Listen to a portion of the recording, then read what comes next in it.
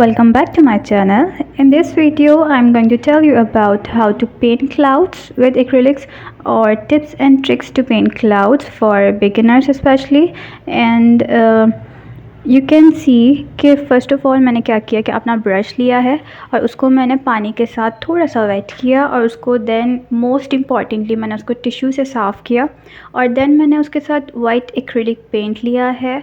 और मैंने जहाँ पे मुझे मेजर अपना पफ़ी क्लाउड दिखाना था, because this is a video about how to paint puffy cloud और मूविंग क्लाउड्स, तो जहाँ पे मुझे पफिनेस दिखानी थी, शो करनी थी, वहाँ पे मैंने मेनली अपना वाइट कलर स्टार्ट किया और उसके बाद मैं उसको साइड से ब्लेंड करते जा रही हूँ without taking any extra colour.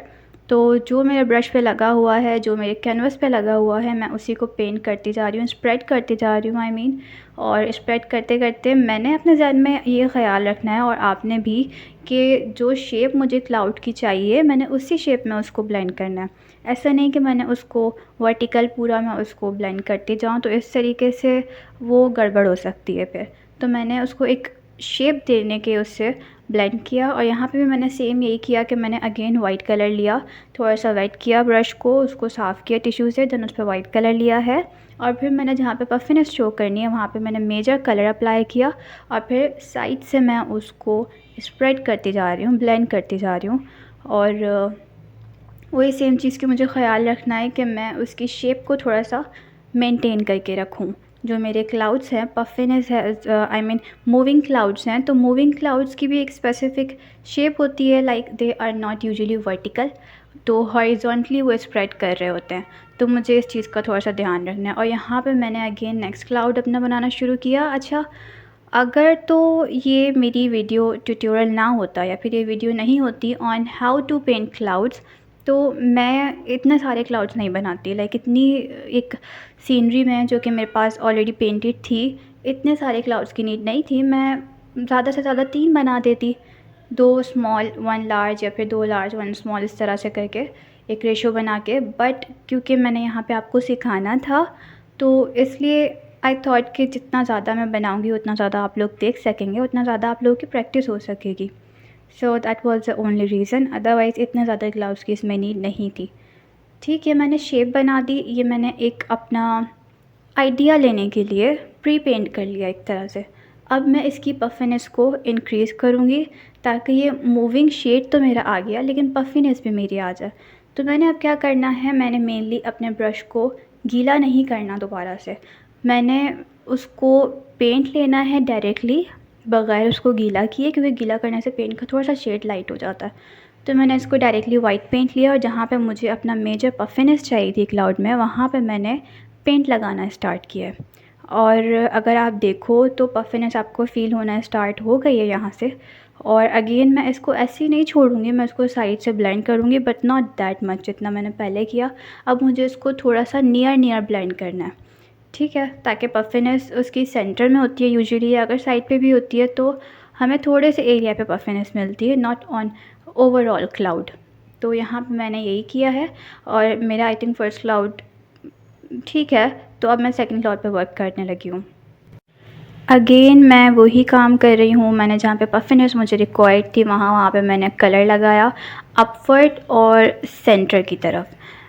Usually downward puffiness नहीं होती क्लाउड में, अपवर्ड होती है और सेंटर में होती है।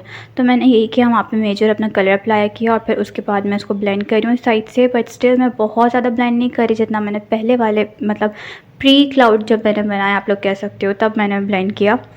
तो यहाँ पे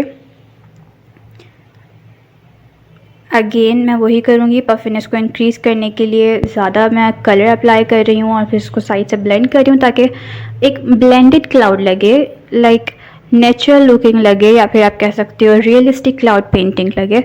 ऐसा ना हो कि मैंने ऐसा शो हो कि एक कार्टूनी क्लाउड बना दिया जो कहीं से बहुत पफ़ी है, कहीं से एकदम फ्लैट लग रहा है। एक वे होना चाहिए, लाइक जहाँ पे पफिनेस आपने बनाई है, मेजर आपने कलर अप्लाई किया है, उससे थोड़ा सा कम उसके बराबर में हो, फिर उससे और कम उसके बराबर में, फिर उससे और ज़्यादा ब्लेंडेड बिल्कुल साइड्स पे हो, और साइड्स पे इतना ब्लेंडेड हो कि वो मिक्स हो रहा हो आपके स्काई के साथ। So this is the major thing you have to notice. और फिर उसके बाद अगेन मैंने एक और क्लाउड पे वर्क करना स्टार्ट किया, but still I would say कि these clouds are too much for this scenery, और आपको इतने ज़्यादा क्लाउड्स नहीं बनाने होते, जस्ट 1 or 2 वर्क्स बेस्ट। अच्छा, यहाँ पे आप लोग ब्रश कोई सा भी ले सकते हो। मैंने जो ब्रश लिया this was a kind of flat brush but not that much flat. I don't know कि ये गोट हेयर का ब्रश था, जो बकरी के बाल होते हैं, ऐसा मुझे शॉप वाले ने कहा। बट स्टिल ये सिंथेटिक ब्रश मुझे भी नहीं लगा, ये नेचुरल हेयर्स का ही था। वो बकरी के थे या किसके थे, आई रियली डोंट नो। पर ये मुझे इतना ज़्यादा फ्लैट नहीं लगा जितना सिंथेटिक फ्लैट ब्रश होता है, वो बिल्कुल फ्लैट होता है। तो ये इतना फ्लैट नहीं था, it was a kind of puffy brush. तो आई थिंक आप कोई सा भी ब्रश ले सकते हो, बस आपको प्रैक्टिस चाहिए। जितनी आप प्रैक्टिस करोगे उतना आपका हाथ बैठता है और उतना ज़्यादा आप इजीली पेंट कर सकते हो। सही।